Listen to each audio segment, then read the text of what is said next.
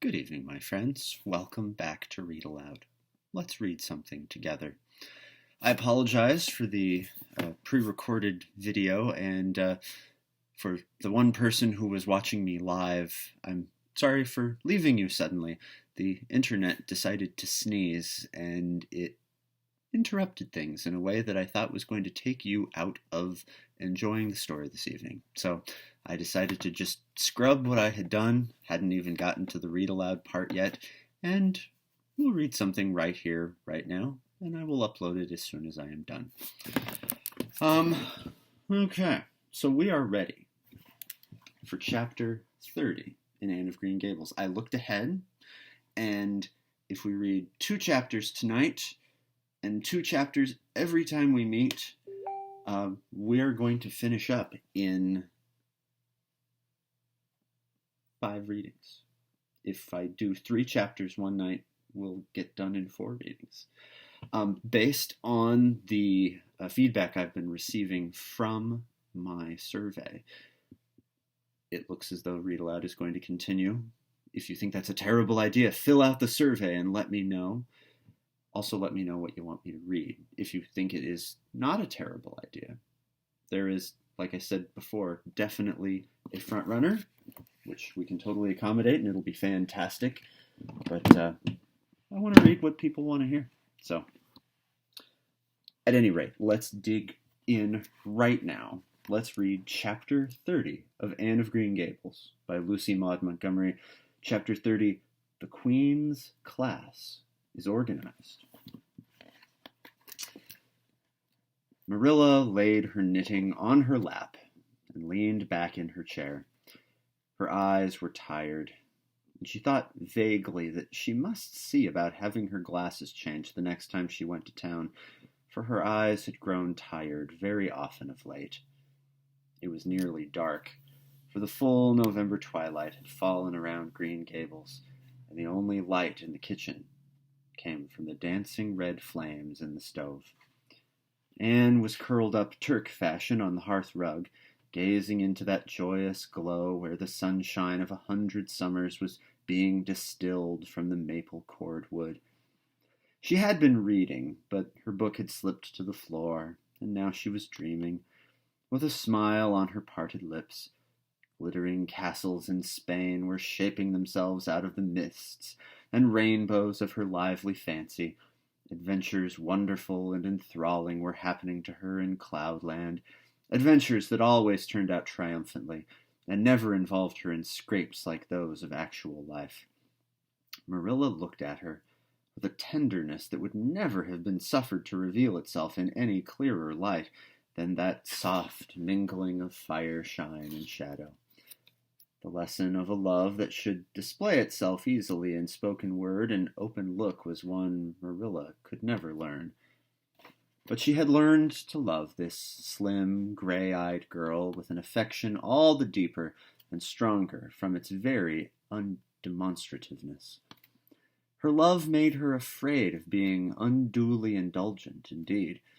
She had an uneasy feeling that it was rather sinful to set one's heart so intensely on any human creature as she had set hers on Anne, and perhaps she performed a sort of unconscious penance for this by being stricter and more critical than if the girl had been less dear to her. Certainly Anne herself had no idea how Marilla loved her. She sometimes thought wistfully that Marilla was very hard to please and distinctly lacking in sympathy and understanding. But she always checked the thought reproachfully, remembering what she owed to Marilla. "Anne," said Marilla abruptly, "Miss Stacy was here this afternoon when you were out with Diana." Anne came back from her other world with a start and a sigh. "Was she? Oh, I'm sorry I wasn't in. Why didn't you call me, Marilla? Diana and I were only over in the haunted wood. It's lovely in the woods now. All the little wood things, the ferns and the satin leaves and the crackerberries, have gone to sleep just as if somebody had tucked them away until spring under a blanket of leaves. I think it was a little gray fairy with a rainbow scarf that came tiptoeing along the last moonlight night and did it. Diana wouldn't say much about that, though. Diana has never forgotten the scolding her mother gave her about imagining ghosts into the haunted wood. It had a very bad effect on Diana's imagination. It blighted it. Mrs. Lynde says Myrtle Bell is a blighted being. I asked Ruby Gillis why Myrtle was blighted, and Ruby said she guessed it was because her young man had gone back on her. Ruby Gillis thinks of nothing but young men, and the older she gets, the worse she is. Young men are all very well in their place, but it doesn't do to drag them into everything, does it? Diana and I are thinking seriously of promising each other that we will never marry, but be nice old maids and live together forever. Diana hasn't quite made up her mind, though, because she thinks perhaps it would be nobler to marry some wild, dashing, wicked young man and reform him. Diana and I talk a great deal about serious subjects now, you know. We feel that we are so much older than we used to be that it isn't becoming to talk of childish matters. It's such a solemn thing to be almost 14. Marilla, Miss Stacy took all us girls who are in our teens down to the brook last Wednesday and talked to us about it. She said we couldn't be too careful what habits we formed and what ideals we acquired in our teens, because by the time we were 20, our characters would be developed and the foundation laid for our whole future life. And she said if the foundation was shaky, we could never build anything really worthwhile on it. Diana and I talked the matter over coming home from school. We felt extremely solemn, Marilla, and we decided that we would try to be very careful indeed, and form respectable habits and learn all we could and be as sensible as possible, so that by the time we were 20, our characters would be properly developed. It's perfectly appalling to think of being 20, Marilla. It sounds so fearfully old and grown up. But why was Miss Stacy here this afternoon? That is what I want to tell you, Anne, if you'll ever give me a chance to get a word in edgewise. She was talking about you. About me? Anne looked rather scared. Then she flushed and exclaimed, "Oh, I know what she was saying. I meant to tell you, Marilla. Honestly, I did, but I forgot. Miss Stacy caught me reading Ben-Hur in school yesterday afternoon when I should have been studying my Canadian history. Jane Andrews lent it to me. I was reading it at dinner hour, and I had just got to the chariot race when school went in. I was simply wild to know how it turned out, although I felt sure Ben-Hur must win because it wouldn't be poetical justice if he didn't. So I spread the history open on my desk lid and then tucked Ben-Hur between the desk and my knee. It just looked as if I were studying Canadian history, you know, while all the while I was reveling in Ben-Hur. I was so interested in it that I never noticed Miss Stacy coming down the aisle until all at once I just looked up, and there she was looking down at me so reproachful-like. I can't tell you how ashamed I felt, Marilla, especially when I heard Josie Pye giggling. Miss Stacy took Ben-Hur away, but she never said a word then. She kept me in at recess and talked to me. She said I had done very wrong in 2 respects. First, I was wasting the time I ought to have put on my studies, and secondly, I was deceiving my teacher in trying to make it appear I was reading history when it was a storybook instead. I had never realized until that moment, Marilla, that what I was doing was deceitful. I was shocked. I cried bitterly and asked Miss Stacy to forgive me, and I'd never do such a thing again, and I offered to do penance by never so much as looking at Ben-Hur for a whole week, not even to see how the chariot race turned out. But Miss Stacy said she wouldn't require that, and she forgave me freely. So I think it wasn't very kind of her to come up here to tell you about it after all. Miss Stacy never mentioned such a thing to me, Anne, and it's only your guilty conscience that's the matter with you. You have no business to be taking storybooks to school. You read too many novels anyhow. When I was a girl, I wasn't so much as allowed to look at a novel. Oh, how can you call Ben-Hur a novel when it's really such a religious book? Protested Anne. Of course, it's a little too exciting to be proper reading for Sunday, and I only read it on weekdays, and I never read any book now unless either Miss Stacy or Mrs. Allen thinks it is a proper book for a girl of 13 and 3/4 to read. Miss Stacy made me promise that. She found me reading a book one day called The Lurid Mystery of the Haunted Hall. It was one Ruby Gillis had lent me, and oh, Marilla, it was so fascinating and creepy. It just curdled the blood in my veins. But Miss Stacy said it was a very silly, unwholesome book, and she asked me not to read any more of it or any like it. It's really wonderful, Marilla, what you can do when you're truly anxious to please a certain person. Well, I guess I'll light the lamp and get to work, said Marilla. I see plainly that you don't want to hear what Miss Stacy had to say. You're more interested in the sound of your own tongue than in anything else. Oh, indeed, Marilla, I do want to hear it, cried Anne contritely. I won't say another word, not one. I know I talk too much, but I am really trying to overcome it, and although I say far too much, yet if you only knew how many things I want to say and don't, you'd give me some credit for it. Please tell me, Marilla. Well, Miss Stacy wants to organize a class among her advanced students who mean to study for the entrance examination into Queen's. She intends to give them extra lessons for an hour after school, and she came to ask Matthew and me if we would like to have you join it. What do you think about it yourself, Anne? Would you like to go to Queen's and pass for a teacher? Oh, Marilla! Anne straightened to her knees and clasped her hands. It's been a dream of my life! That is, for the last 6 months, ever since Ruby and Jane began to talk of studying for the entrance. But I didn't say anything about it because I supposed it would be perfectly useless. I'd love to be a teacher, but won't it be dreadfully expensive? Miss Andrews says it cost him $150 to put Prissy through, and Prissy wasn't a dunce in geometry. I guess you needn't worry about that part of it. When Matthew and I took you to bring up, we resolved we would do the best we could for you and give you a good education. I believe in a girl being fitted to earn her own living whether she ever has to or not. You'll always have a home at Green Gables as long as Matthew and I are here, but nobody knows what is going to happen in this uncertain world, and it's just as well to be prepared. So you can join the Queen's class if you like, Anne.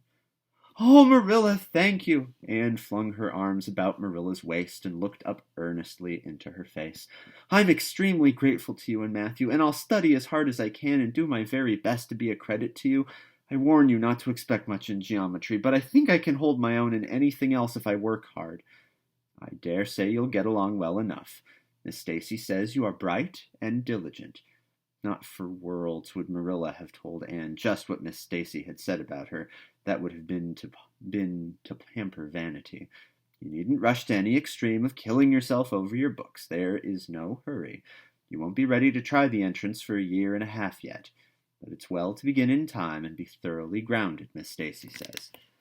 I shall take more interest than ever in my studies now, said Anne blissfully, because I have a purpose in life. Mr. Allen says everybody should have a purpose in life and pursue it faithfully, only he says we must first make sure that it is a worthy purpose. I would call it a worthy purpose to want to be a teacher like Miss Stacy, wouldn't you, Marilla? I think it is a very noble profession. The Queen's class was organized in due time. Gilbert Blythe, Anne Shirley, Ruby Gillis, Jane Andrews, Josie Pye, Charlie Sloane, and Moody Spurgeon McPherson joined it. Diana Barry did not, as her parents did not intend to send her to Queen's. This seemed nothing short of a calamity to Anne. Never, since the night on which Minnie May had had the croup, had she and Diana been separated in anything. On the evening when the Queen's class first remained in school for the extra lessons, and Anne saw Diana go slowly out with the others to walk home alone through the birch path in Violet Vale, it was all the former could do to keep her seat and refrain from rushing impulsively after her chum. A lump came into her throat, and she hastily retired behind the pages of her uplifted Latin grammar to hide the tears in her eyes. Not for worlds would Anne have had Gilbert Blythe or Josie Pye see those tears. But, oh, Marilla, I really felt that I had tasted the bitterness of death, as Mr. Allen had said in his sermon last Sunday. When I saw Diana go out alone, she said mournfully that night, I thought how splendid it would have been if Diana had only been going to study for the entrance too. But we can't have things perfect in this imperfect world, as Mrs. Lynde says. Mrs. Lynde isn't exactly a comforting person sometimes, but there's no doubt she says a great many very true things. And I think the Queen's class is going to be extremely interesting. Jane and Ruby are just going to study to be teachers. That is the height of their ambition. Ruby says she will only teach for 2 years after she gets through, and then she intends to be married. Jane says she will devote her life to teaching, and never, never marry because you are paid a salary for teaching, but a husband won't pay you anything, and growls if you ask for a share in the egg and butter money. I expect Jane speaks from mournful experience, for Mrs. Lynde says that her father is a perfect old crank, and meaner than second skimmings. Josie Pye says she is just going to college for education's sake, because she won't have to earn her own living, She says, of course, it is different with orphans who are living on charity. They have to hustle. Moody Spurgeon is going to be a minister. Mrs. Lynde says he couldn't be anything else with a name like that to live up to. I hope it isn't wicked of me, Marilla, but really the thought of Moody Spurgeon being a minister makes me laugh. He's such a funny-looking boy with that big, fat face and his little blue eyes and his ears sticking out like flaps. But perhaps he will be more intellectual-looking when he grows up. Charlie Sloane says he's going to go into politics and be a member of Parliament, but Mrs. Lynde says he'll never succeed at that because the Sloanes are all honest people, and it's only rascals that get into politics nowadays. What is Gilbert Blythe going to be? Queried Marilla, seeing that Anne was opening her Caesar. I don't happen to know what Gilbert Blythe's ambition in life is, if he has any, said Anne scornfully. There was open rivalry between Gilbert and Anne now. Previously, the rivalry had been rather one-sided, but there was no longer any doubt that Gilbert was as determined to be first in class as Anne was. He was a foeman worthy of her steel. The other members of the class tacitly acknowledged their superiority and never dreamed of trying to compete with them. Since the day by the pond when she had refused to listen to his plea for forgiveness, Gilbert, save for the aforesaid determined rivalry, had evinced no recognition whatsoever of the existence of Anne Shirley. He talked and jested with the other girls, exchanged books and puzzles with them, discussed lessons and plans, sometimes walked home with one or the other of them from prayer meeting or debating club. But Anne Shirley he simply ignored, and Anne found out that it is not pleasant to be ignored. It was in vain that she told herself with a toss of her head that she did not care. Deep down in her wayward, feminine little heart, she knew that she did care, and that if she had the chance of the Lake of Shining Waters again, she would answer very differently. All at once, as it seemed, and to her secret dismay, she found that the old resentment she had cherished against him was gone just when she most needed its sustaining power. It was in vain that she recalled every incident and emotion of that memorable occasion and tried to feel the old satisfying anger. That day by the pond had witnessed its last spasmodic flicker. Anne realized that she had forgiven and forgotten without knowing it, but it was too late. And at least neither Gilbert nor anyone else, not even Diana, should ever suspect how sorry she was, and how much she wished she hadn't been so proud and horrid. She determined to shroud her feelings in deepest oblivion, and it may be stated here and now that she did it so successfully that Gilbert, who possibly was not quite so indifferent as he seemed, could not console himself with any belief that Anne felt his retaliatory scorn. The only poor comfort he had was that she snubbed Charlie Sloane unmercifully, continually, and undeservedly. Otherwise, the winter passed away in a round of pleasant duties and studies. For Anne, the days slipped by like golden beads on the necklace of the year. She was happy, eager, interested. There were lessons to be learned and honors to be won, delightful books to read, new pieces to be practiced for the Sunday school choir, pleasant Saturday afternoons at the manse with Mrs. Allen, and then, almost before Anne realized it, spring had come again to Green Gables, and all the world was abloom once more. Studies palled just a wee bit then. The Queen's class, left behind in school while the others scattered to green lanes and leafy woodcuts and meadow byways, looked wistfully out of the windows and discovered that Latin verbs and French exercises had somehow lost the tang and zest they had possessed in the crisp winter months. Even Anne and Gilbert lagged and grew indifferent. Teacher and taught were alike glad when the term was ended, and the glad vacation days stretched rosily before them. But you've done good work this past year, Miss Stacy told them on the last evening, and you deserve a good, jolly vacation. Have the best time you can in the out-of-door world and lay in a good stock of health and vitality and ambition to carry you through next year. It will be the tug of war, you know, the last year before the entrance. Are you going to be back next year, Miss Stacy? Asked Josie Pye. Josie Pye never scrupled to ask questions. In this instance, the rest of the class felt grateful to her. None of them would have dared to ask it of Miss Stacy, but all wanted to, for there had been alarming rumors running at large through the school for some time that Miss Stacy was not coming back the next year, that she had been offered a position in the graded school of her own home district and meant to accept. The Queen's class listened in breathless suspense for her answer. "Yes, I think I will," said Miss Stacy. "I thought of taking another school, but I have decided to come back to Avonlea. To tell the truth, I've grown so interested in my pupils here that I found I couldn't leave them. So I'll stay and see you through." "Hurrah!" said Moody Spurgeon. Moody Spurgeon had never been so carried away by his feelings before, and he blushed uncomfortably every time he thought about it for a week. "Oh, I'm so glad," said Anne with shining eyes. "Dear Miss Stacy, it would be perfectly dreadful if you didn't come back. I don't believe I could have the heart to go on with my studies at all if another teacher came here." When Anne got home that night, she stacked all her textbooks away in an old trunk in the attic, locked it, and threw the key into the blanket box. "I'm not even going to look at a school book in vacation," she told Marilla. "I've studied as hard all the term as I possibly could, and I've pored over that geometry until I know every proposition in the first book off by heart, even when the letters are changed. I just feel tired of everything sensible, and I'm going to let my imagination run riot for the summer. Oh, you needn't be alarmed, Marilla. I'll only let it run riot within reasonable limits. But I want to have a real good jolly time this summer, for maybe it's the last summer I'll be a little girl.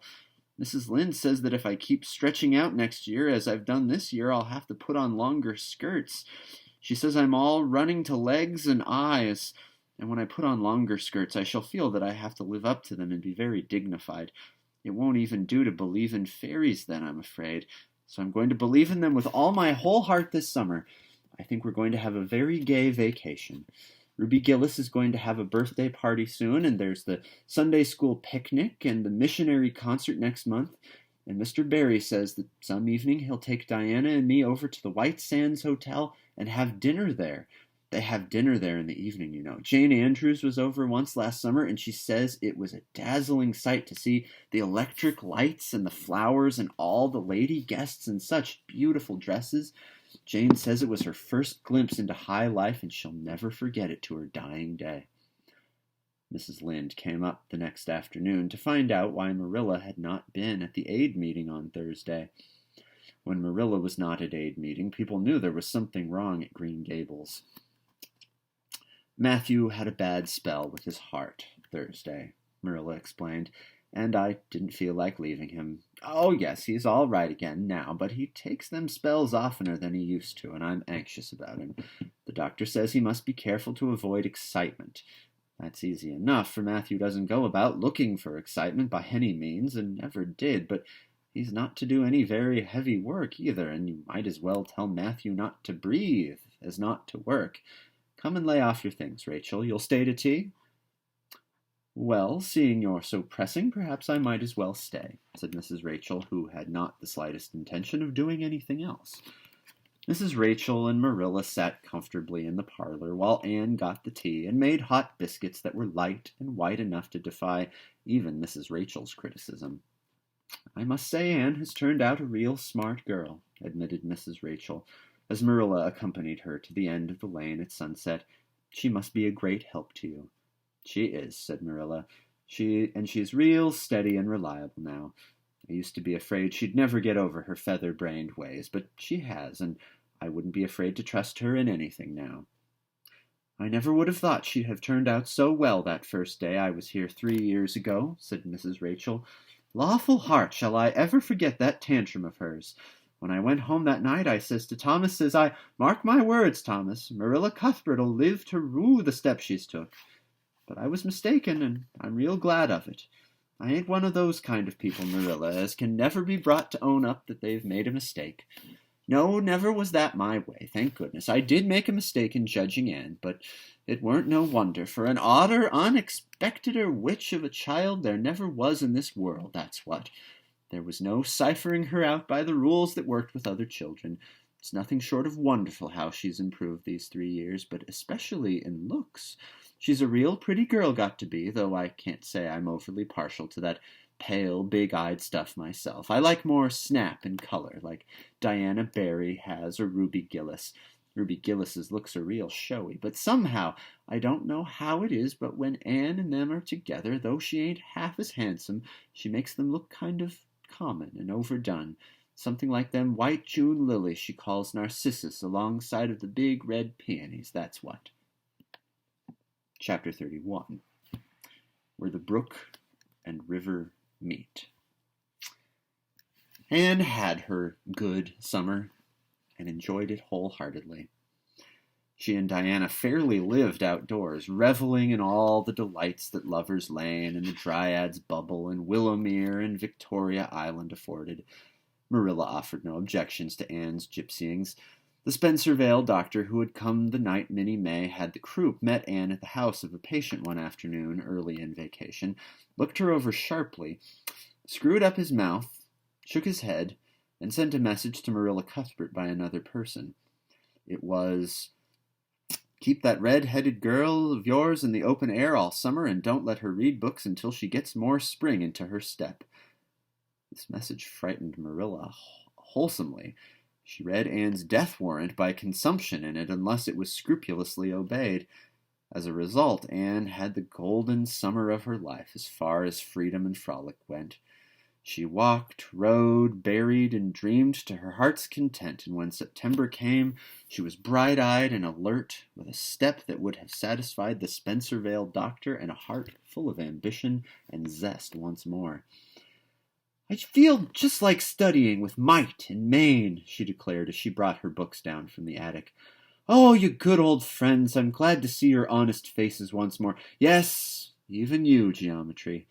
I've had a perfectly beautiful summer, Marilla, and now I'm rejoicing as a strong man to run a race, as Mr. Allen said last Sunday. Doesn't Mr. Allen preach magnificent sermons? Mrs. Lynde says he is improving every day, and the first thing we know some city church will gobble him up, and then we'll be left, and have to turn to and break in another green preacher. But I don't see the use of meeting trouble halfway, do you, Marilla? I think it would be better just to enjoy Mr. Allen while we have him. If I were a man, I think I'd be a minister. They can have such an influence for good if their theology is sound, and it must be thrilling to preach splendid sermons and stir your hearers' hearts. Why can't women be ministers, Marilla? I asked Mrs. Lynde that, and she was shocked and said it would be a scandalous thing. She said there might be female ministers in the States, and she believed there was, but thank goodness we hadn't got to that stage in Canada yet, and she hoped we never would. But I don't see why. I think women would make splendid ministers. When there is a social to be got up, or a church tea, or anything else to raise money, the women have to turn to and do the work. I'm sure Mrs. Lynde can pray every bit as well as Superintendent Bell, and I've no doubt she could preach, too, with a little practice." "Yes, I believe she could," said Marilla dryly. "She does plenty of unofficial preaching as it is. Nobody has much of a chance to go wrong in Avonlea with Rachel to oversee them." "Marilla," said Anne in a burst of confidence, "I want to tell you something and ask you what you think about it. It has worried me terribly. On Sunday afternoons, that is, when I think specially about such matters. I do really want to be good, and when I'm with you or Mrs. Allen or Miss Stacy, I want it more than ever, and I want to do just what would please you and what you would approve of. But mostly when I'm with Mrs. Lynde, I feel desperately wicked, and as if I wanted to go and do the very thing she tells me I oughtn't to do. I feel irresistibly tempted to do it. Now, what do you think is the reason I feel like that? Do you think it's because I'm really bad and unregenerate?" Marilla looked dubious for a moment. Then she laughed. "If you are, I guess I am too, Anne, for Rachel often has that very effect on me. I sometimes think she'd have more of an influence for good, as you say yourself, if she didn't keep nagging people to do right. There should have been a special commandment against nagging. But there, I shouldn't talk so. Rachel is a good Christian woman, and she means well. There isn't a kinder soul in Avonlea, and she never shirks her share of work." "I'm very glad you feel the same," said Anne decidedly. "It's so encouraging. I shan't worry so much over that after this, but I dare say there'll be other things to worry me. They keep coming up new all the time, things to perplex you, you know. You settle one question and there's another right after. There are so many things to be thought over and decided when you're beginning to grow up. It keeps me busy all the time thinking them over and deciding what is right. It's a serious thing to grow up, isn't it, Marilla? But when I have such good friends as you and Matthew and Mrs. Allen and Miss Stacy, I ought to grow up successfully, and I'm sure it will be my own fault if I don't. I feel it's a great responsibility because I have only the one chance. If I don't grow up right, I can't go back and begin all over again. I've grown 2 inches this summer, Marilla. Mr. Gillis measured me at Ruby's party. I'm so glad you made my new dresses longer. That dark green one is so pretty, and it was sweet of you to put on the flounce. Of course, I know it wasn't really necessary, but flounces are so stylish this fall, and Josie Pye has flounces on all her dresses. I know I'll be able to study better because of mine. I shall have such a comfortable feeling deep down in my mind about that flounce. It's worth something to have that, admitted Marilla. Miss Stacy came back to Avonlea School and found all her pupils eager for work once more. Especially did the Queen's class gird up their loins for the fray, for at the end of the coming year, dimly shadowing their pathway already, loomed up that fateful thing known as the entrance. At the very thought of which one and all felt their hearts sink into their very shoes. Suppose they did not pass. That thought was doomed to haunt Anne through the waking hours of that winter, Sunday afternoons inclusive to the almost entire exclusion of moral and theological problems. When Anne had bad dreams, she found herself staring miserably at pass lists of the entrance exams, where Gilbert Blythe's name was blazoned at the top and in which she did not appear at all. But it was a jolly, busy, happy, swift-flying winter. School work was as interesting, class rivalry as absorbing as of yore. New worlds of thought, feeling, and ambition, fresh, fascinating fields of unexplored knowledge seemed to be opening out before Anne's eager eyes. Hills peeped o'er hill, and Alps on Alps arose. Much of all this was due to Miss Stacy's tactful, careful, broad-minded guidance. She led her class to think and explore and discover for themselves, and encouraged straying from the old beaten paths to a degree that quite shocked Mrs. Lynde and the school trustees, who viewed all innovations on established methods rather dubiously. Apart from her studies, Anne expanded socially, for Marilla, mindful of the Spencervale doctor's dictum, no longer vetoed occasional outings. The debating club flourished and gave several concerts. There were 1 or 2 parties almost verging on grown-up affairs. There were sleigh drives and skating frolics galore. Between times, Anne grew, shooting up so rapidly that Marilla was astonished one day, when they were standing side by side, to find the girl was taller than herself. "Why, Anne, how you've grown," she said, almost unbelievingly. A sigh followed on the words. Marilla felt a queer regret over Anne's inches. The child she had learned to love had vanished somehow, and here was this tall, serious-eyed girl of 15 with the thoughtful brows and the proudly poised little head in her place. Marilla loved the girl as much as she had loved the child, but she was conscious of a queer, sorrowful sense of loss. And that night when Anne had gone to prayer meeting with Diana, Marilla sat alone in the wintry twilight and indulged in the weakness of a cry. Matthew, coming in with a lantern, caught her at it and gazed at her in such consternation that Marilla had to laugh through her tears. "I was thinking about Anne," she explained. "She's got to be such a big girl, and she'll probably be away from us next winter. I'll miss her terrible." "She'll be able to come home often," comforted Matthew, to whom Anne was as yet and always would be the little eager girl he had brought home from Bright River on that June evening 4 years before. "The branch railroad will be built to Carmody by that time." "It won't be the same thing as having her all the time," sighed Marilla gloomily, determined to enjoy her luxury of grief uncomforted. "But there, men can't understand these things." There were other changes in Anne, no less real than the physical change. For one thing, she became much quieter. Perhaps she thought all the more and dreamed as much as ever, but she certainly talked less. Marilla noticed and commented on this also. You don't chatter half as much as you used to, Anne, nor use half as many big words. What has come over you?" Anne colored and laughed a little as she dropped her book and looked dreamily out the window, where big, fat, red buds were bursting out on the creeper in response to the lure of the spring sunshine. "I don't know. I don't want to talk as much," she said, denting her chin thoughtfully with her forefinger. "It's nicer to think dear, pretty thoughts and keep them in one's heart like treasures. I don't like to have them laughed at or wondered over. And somehow I don't want to use big words anymore. It's almost a pity, isn't it? Now that I'm really growing big enough to say them if I did want to. It's fun to be almost grown up in some ways, but it's not the kind of fun I expected, Marilla. There's so much to learn and do and think that there isn't time for big words. Besides, Miss Stacy says the short ones are much stronger and better. She makes us write all our essays as simply as possible. It was hard at first. I was so used to crowding in all the fine big words I could think of, and I thought of any number of them, but I've got used to it now, and I see it's so much better. What has become of your story club? I haven't heard you speak of it for a long time." "The story club isn't in existence any longer. We hadn't time for it, and anyhow, I think we had got tired of it. It was silly to be writing about love and murder and elopements and mysteries. Miss Stacy sometimes has us write a story for training in composition, but she won't let us write anything but what might happen in Avonlea in our own lives, and she criticizes it very sharply and makes us criticize our own, too.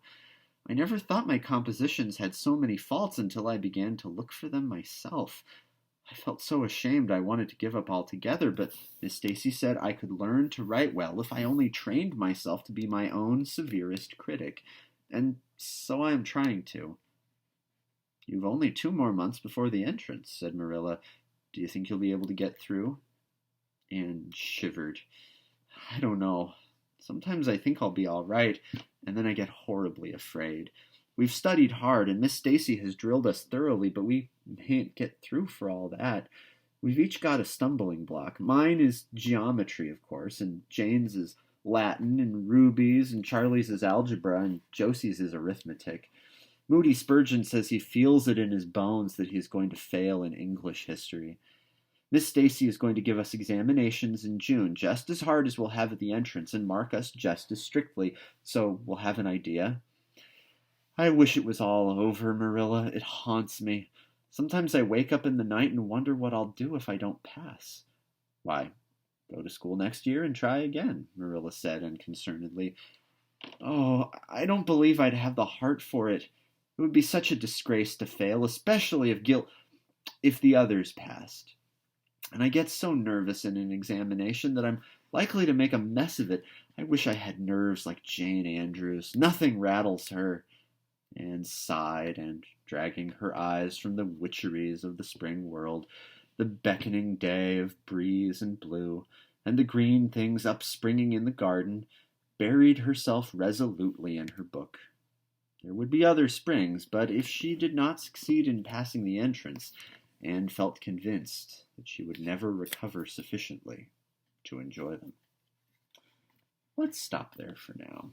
Next time we read, let's read Chapter 32.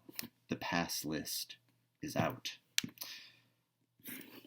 So we got 2 chapters done this evening, and I feel like they were significant chapters. Anne went from being 13 to being 15, and she's undergone some transformations of internal chemistry, I guess. You know, she has lost some of that whimsy, I guess, outward whimsy anyway, that has been such a part of her personality and her character development.